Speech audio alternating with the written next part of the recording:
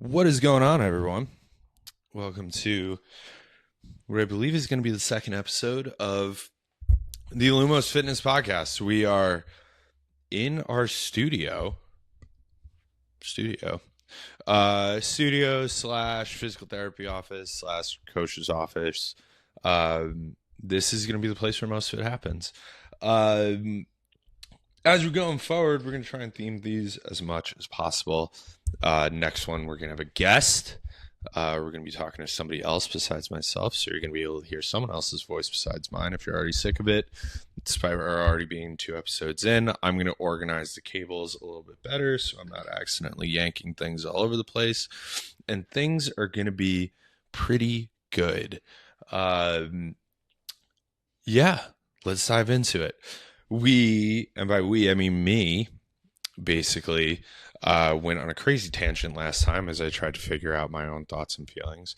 But today we have a pretty important topic, a simple topic, but an important topic.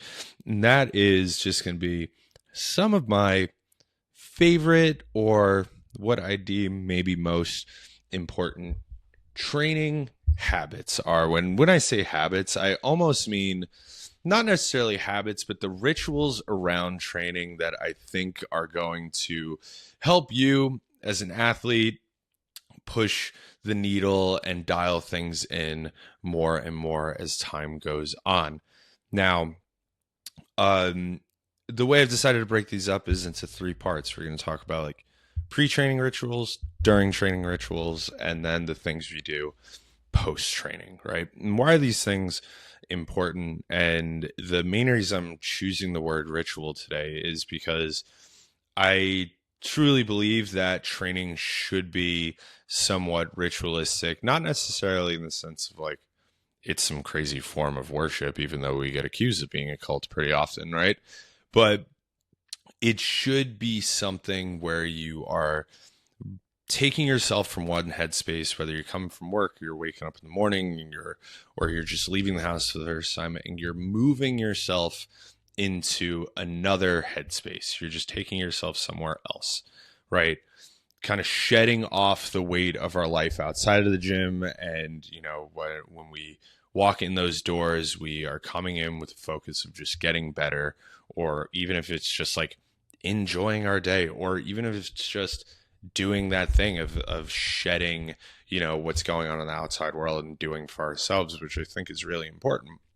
Now, we're kind of doing this from an athlete standpoint of like, I am trying to get as keyed into what I'm going to go into that day within the walls of the gym. And it all starts with what happens beforehand. Now, I always, think like the more prepared I am for training, the easier it ends up being, right? Some of my better training sessions are the ones that I know that I have everything sorted out before I walk into it. So when I get into it, I could just go in there and train and not have to think about anything else. So with all my pre-training rituals, are the ones that I really like, are the ones that essentially do most of the legwork on the logistics side of things, that are going to make it so that I can use all my brain power just on what I'm doing when I am moving. So first one is super important, whether you're doing group class or you're training with a coach, or you are, doing your own program, whatever it might be.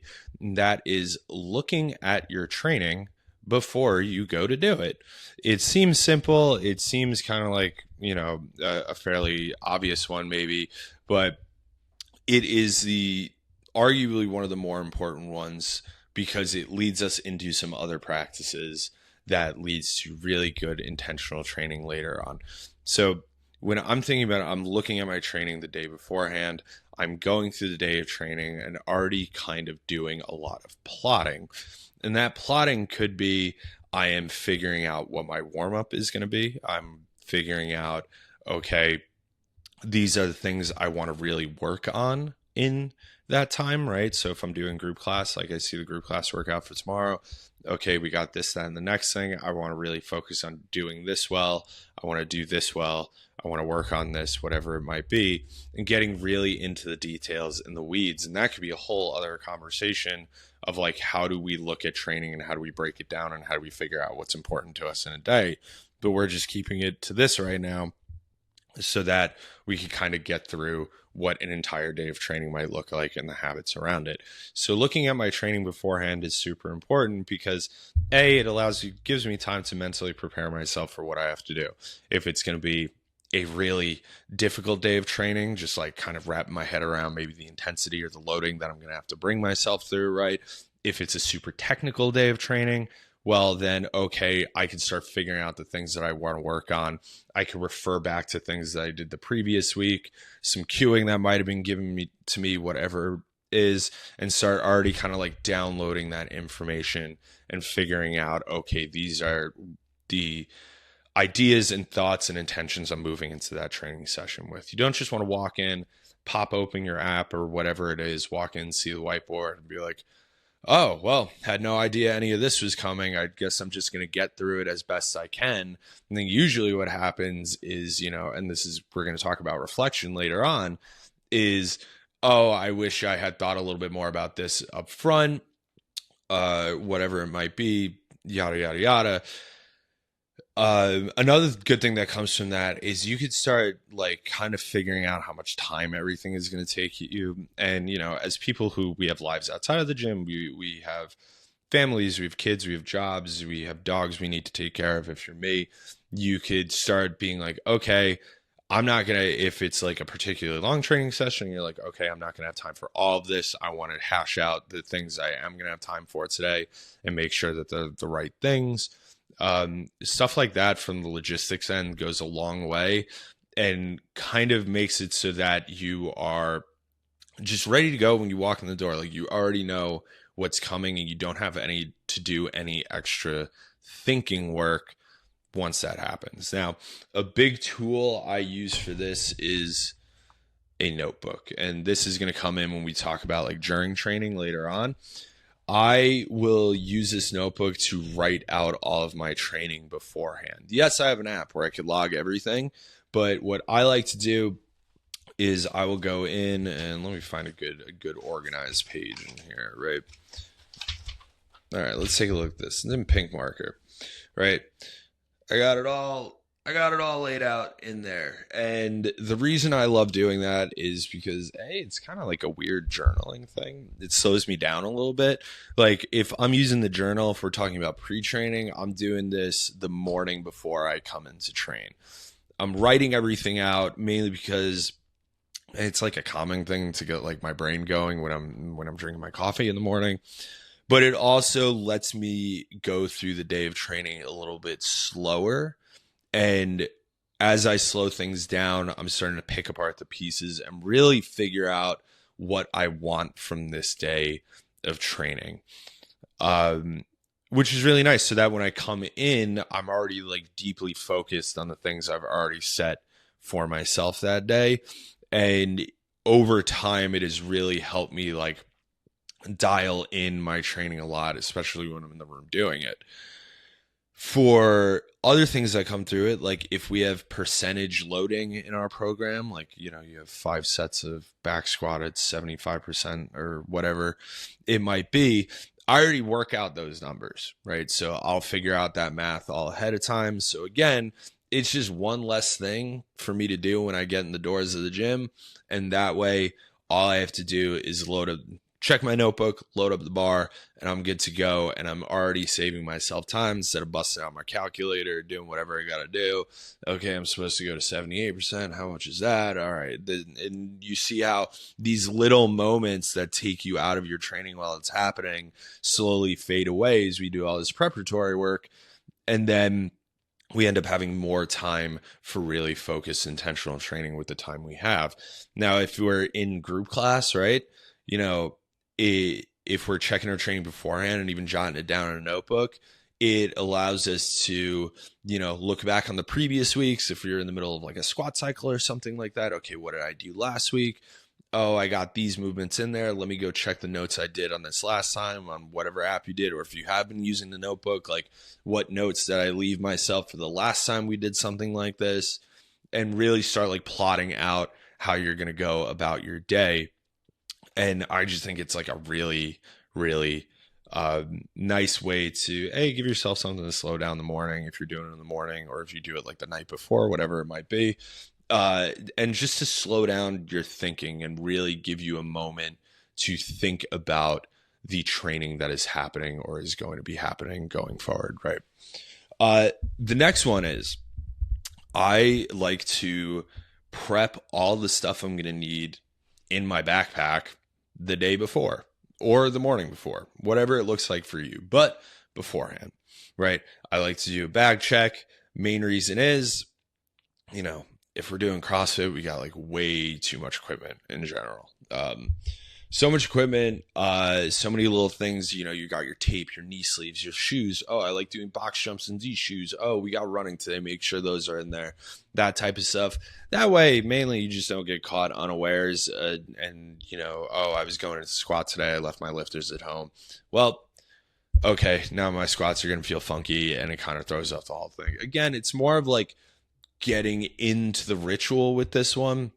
You know, I don't have to pack my bag that often. This backpack acts as like my gym bag and my work bag, which, you know, luckily for me is the same place. Most of my stuff is in there all the time. But again, it's more of that practice of like, okay, I'm starting to get in the headspace of like, I'm going to go and train. And that's one that I really like to do. I'm also like kind of, you know, a weirdo. I like organizing everything beforehand. It just does something to the chemicals in my brain that I really like.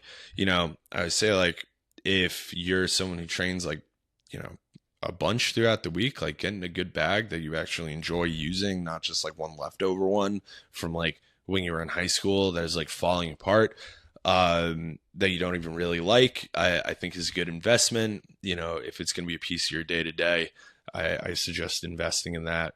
And that way you could organize it however you want to, make sure all your stuff is in there, make sure you're good to go for training.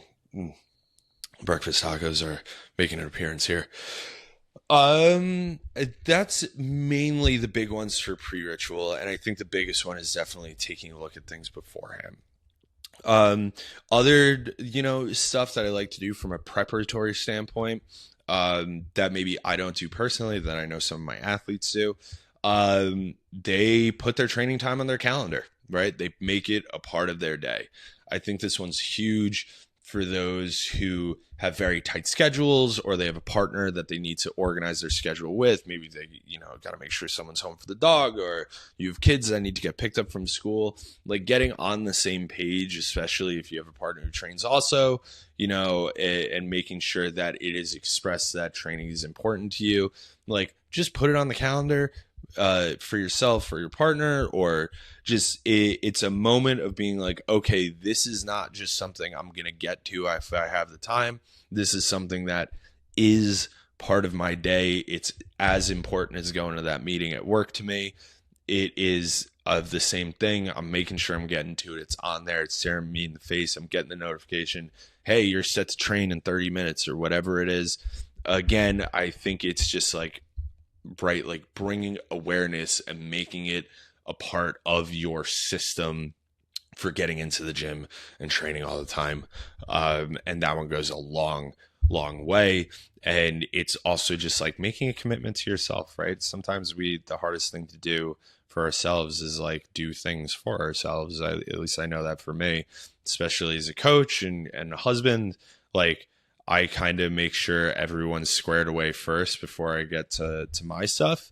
And sometimes I need to go through the intentional practice of like doing the things I need to do for me, so I could also have my cup full and be able to pour into others, because I'm a cranky boy if I don't get to train on a regular basis. So those are some of the pre-ritual things that I really like doing. Obviously, other stuff that falls into it is like making sure you get enough sleep and stuff like that. And that kind of falls into more of the recovery things, which we'll do on another day.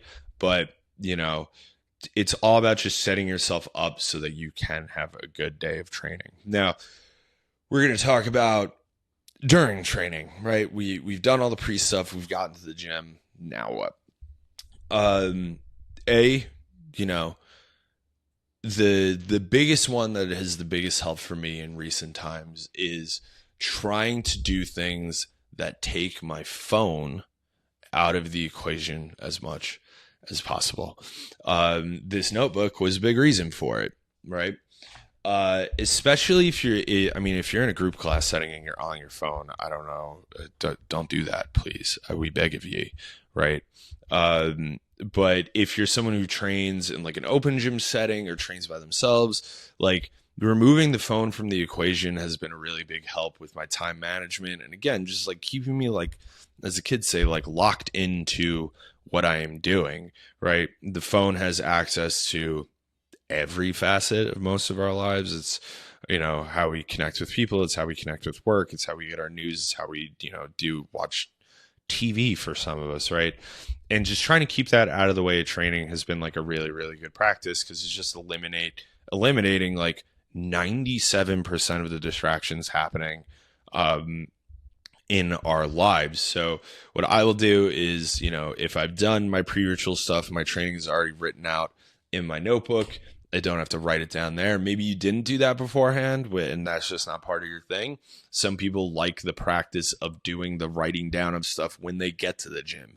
It's part of that, like, shedding off the rest of your life. Like, they get here, okay, I'm going to lock everything in. I'm going to start writing out my training for the day.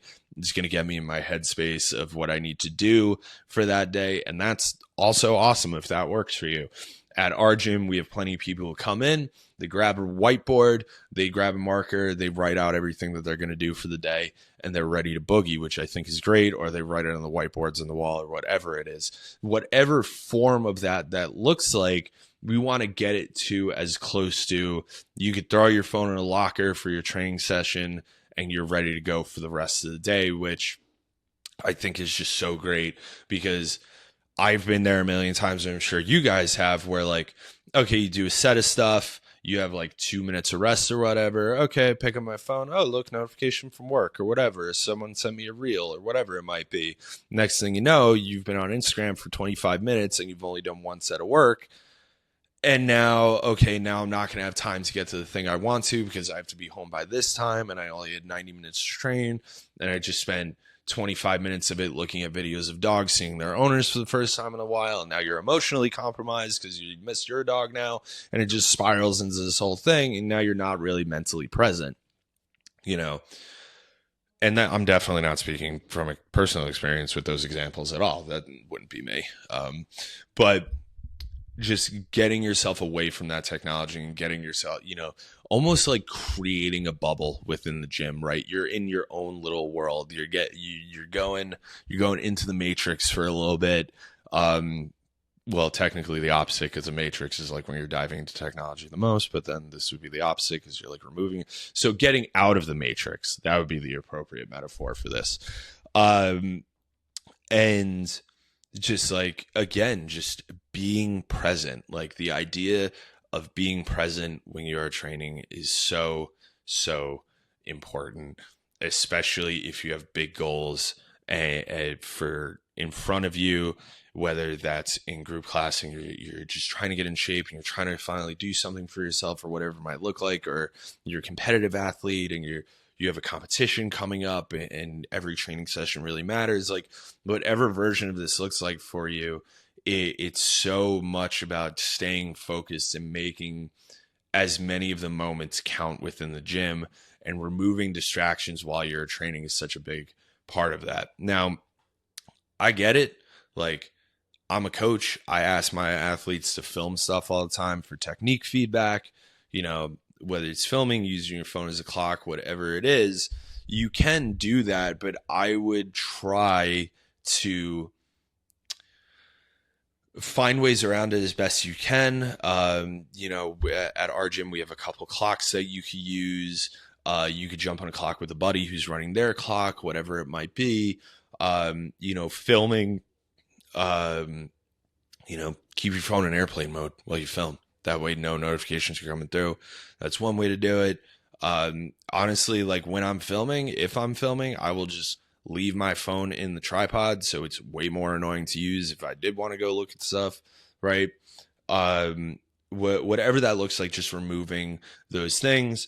if you have your notebook, you could write down all your results like in your notebook, and then you could go back to it later once you're home. You know, a lot of times what I'll do is I write my stuff up on the whiteboard in the gym. You know, at the end of the session, I'll grab my phone, I'll take a snapshot of all my results from my training there, and then again, like log it into whatever app I'm using. Then on, just trying to stay away from it as much as I can, you know, and things like that. If we're talking about group class, like that preparatory work is way more important, because once you're in class, like you're in and you're going at the pace of whatever the class is going. You know, your coach is probably moving you from, you know, your general warm up to your specific warm up. Here we have standardized warm ups. Okay, now we're doing movement prep for Olympic weightlifting, and we're going and we're going and we're going. And, you know, the more preparatory work you've done, now that once you're in the gym, you could be like laser focused on everything that is happening at that point, right? You could be focused on whatever cues you were trying to think about when you were doing like your pre-workout stuff. You could focus on everything the coach is saying to you, and you're just going to be really keyed into things. If every like 10 minutes, every time we have a transitional period in class, you then like, okay, I get some water, I look at my phone, oh shit, somebody messaged me from work. Now you're thinking about that because you got to get back to them once class is done. Now you're just like waiting for the clock to go by. You're not really paying attention to what's going on. Your head's somewhere else. Like, it's really easy to slip in and out of, you know, that training headspace. And especially if you're in a group class setting where you got an hour a day, like you want to make the most of that hour as much as possible, you know. So highly suggest like trying to remove the phone as like a giant distractor from training. Other stuff, again, and this might apply more if you're, you know, obviously if you're in an open gym setting. I've been not guilty of this a lot, but this is something that I do. I know that if I need to be really like laser focused in on what I'm doing, I will throw my headphones on. You know, and some may disagree about training with headphones on. I have my own feelings on it, and that's fine. And I'm sure, you know, Noah, my boss, and, you know, someone who me and him have a lot of differing opinions on, a lot of agreeing opinions, but a lot of differing opinions, might battle me on this. But I use my headphones in while I'm training as a signal to other people that I'm in the middle of something, right? And this might be more specific to me, and some of you might resonate with this. You know, for me as someone who works at the facility that he trains at, you know, I know everybody, I'm catching up with everybody. I could have a conversation with everybody in the room every time I work in here. My athletes are training, you know, and sometimes, you know, I have a hard time myself not getting caught up in what other people are doing. And sometimes I just need a signifier of like, hey, like, I'm not coach right now. I'm like athlete John. And just like having my headphones in has been a really big help with that. You know, because it usually just tells people like, it's the easiest way to be like, I'm not listening. You know, so that's a big one for me. If if you're someone who's like, I got to get in and out, I got to be really laser focused in, I don't have time to talk to my friends today, throw those bad boys in there. A little secret, you could put them in there and not listen to anything, right? You could lie to the public. I do it all the time. You know, they're mostly like a signal of like, I got to get through whatever I'm getting through, or I really need to be focused on whatever I'm getting through, that type of thing. Not saying ignore the people around you. That's not nice, but, you know, for specific cases, that might be helpful. And, you know, with more like during training stuff, and this is more if you've been like an athlete for a long time, like, do the things you need to do to get yourself in the right headspace while you're doing your training. And this is kind of vague and like more of a broad subject. Like, you know, if you have the spot you like to train in the room, like find that spot. If you like have a specific rack you like to use that rack as much as you can, you know, like do the stuff you need to do. I think of all my little habits and like, again, like ritualistic thing. And this might just be coming from like playing baseball of like, you know, I get into my positions for my barbell lifts all the same way. I, always have my dumbbell facing the same way. I kind of know what pull-up bars I like to use for certain gymnastics movements. Like, do what you have to do to get into that place where you could get the greatest effect out of your training. And I guess that again could be another giant subject that we could go through, like, I don't even know what it would be called, like training superstition, maybe. But again, just like put yourself in your own bubble when you're training as much as you can. It's your time. It's an important time for you. You're doing something for yourself. You're working towards your goals. Like, make it something special for you every time you get into the gym. Could not suggest that more. Now, we've trained at this point in our theoretical training day. My hair is crazy right now. Everyone, we've trained, right? We did our pre-stuff. We did the training. Now we got post-training, right? Post-training is, could be like immediately after the workout's done. It could be at night when you get home, or, in the afternoon when you get home, or if you train in the morning, whatever it might look like. The time frame for this is a little bit different. And for me, the biggest one, and again, all this kind of like plays into another thing, is like debriefing my workout and going through everything that happened that day. And just rehashing some of the points that maybe came up in my brain, whether that be cues that worked for me that day, things I was thinking about while lifting, going through my results for, my intervals, whatever that might look like, and debriefing, and more importantly, reflecting on training that day. Again, it's one of these moments where like we get to slow down a little bit and we get to decompress a little bit. And by now we've probably marinated on our thoughts for a while. And it's so important because, if and this is more if things don't go well, we have very like immediate knee-jerk emotions, or if things did go well, we are just focused on how well they went. We're not breaking down why things went well. What did I do differently? That type of stuff. So debriefing my training is a really important practice if you are trying to like really move that needle in progress. For me, that's transferring everything that's in my notebook into whatever app I'm using for my, my coach. We use True Coach here. And also my coach is me, but I still write all my notes to myself just as a practice like this, so I could decompress my training from there.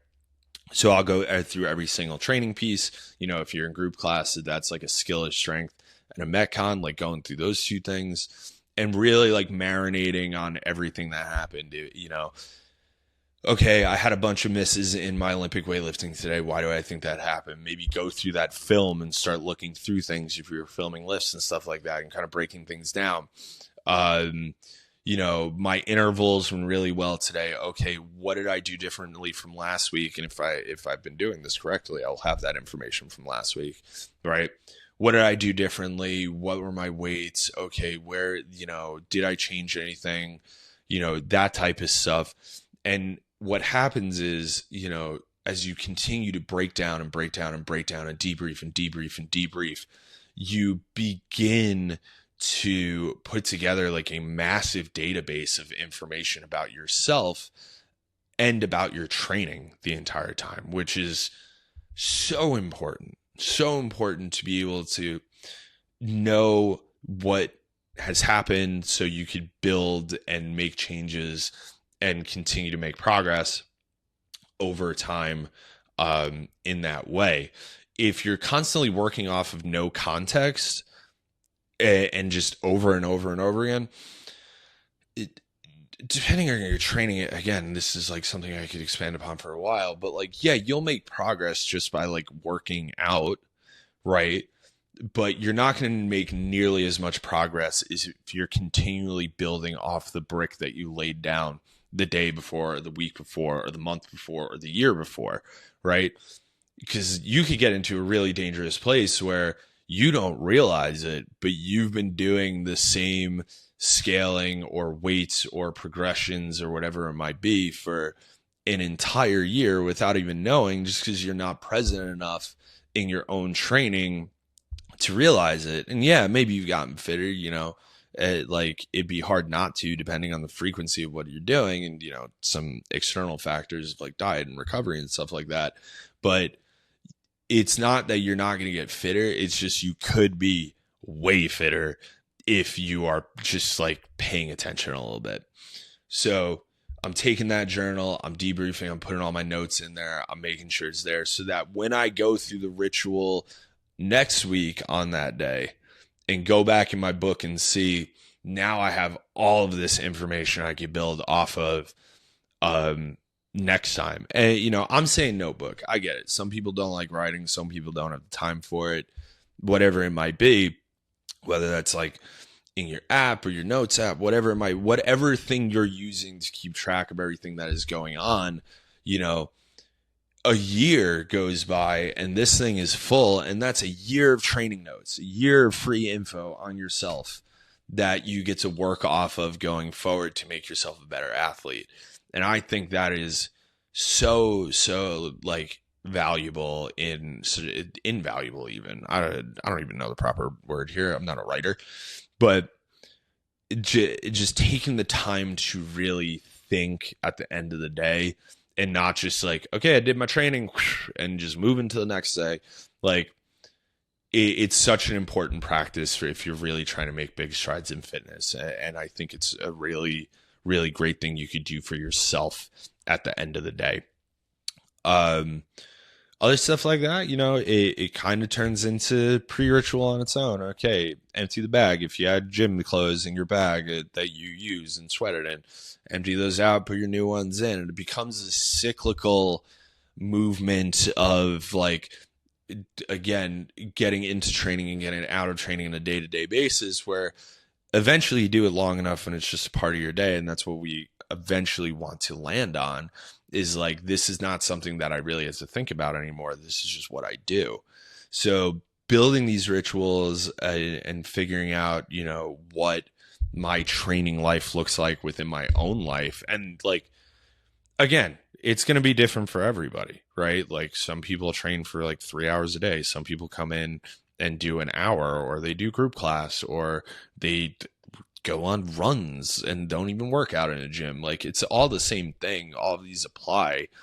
It's just about integrating as much of those two at like, it's like, so you're innie and you're outie, you're innie in the gym and you're outie of the gym, and reintegrate. You guys see all the references I'm making to the show, reintegrating them together so they work symbiotically. And again, it comes down to allowing you to make the most out of the time that you spend in the gym. Now, I'm sure there's people who have like a million other ones than I do. I guess this is the part where like I go in this video, like comment below your favorite training habits or rituals or whatever that might be.